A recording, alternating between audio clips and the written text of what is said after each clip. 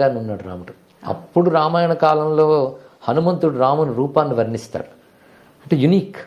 రాముడు లాంటి వాడు ఆ కాలంలో మరొకడు లేడు. అంతే. అందుకే షణ్ణవత్యంగుళీ దేహ ఎప్పుమాన్ సదివోక సహా అని మనకు సాముద్రిక శాస్త్రం మాట చెప్తాం. అంటే 96 అంగుళాలు ఉంటాడు రాముడు, అంటే 8 అడుగులు. అలాంటి స్వరూపం. పైగా ఆయన శరీర లక్షణం అంతా, సాముద్రిక లక్షణం అంతా హనుమంతుడు చెప్తాడు. సమవిభక్తాంగా, రెండేసి అవయవాలు సమంగా ఉంటాయని చెప్పుతూ, నుదురు ఎంత వెడల్పు ఉంది, ఎలా ఉంది, ఈ లక్షణాలన్నీ వర్ణిస్తాడు. ఈ లక్షణాలు రాముడికి మాత్రం ఉన్నాయి, అందరికీ ఉన్నట్లయితే ప్రత్యేకించి వర్ణించనక్కర్లేదు కదా. ఈ లక్షణాలన్నీ మనం లెక్క కట్టి చూస్తే అది ఒక అద్భుతమైన పరమ పురుషుడికి ఉంటాయి. అలాంటి వారు అందరూ ఉండరు. అందుకే అది అవతారమూర్తి యొక్క లక్షణం అది.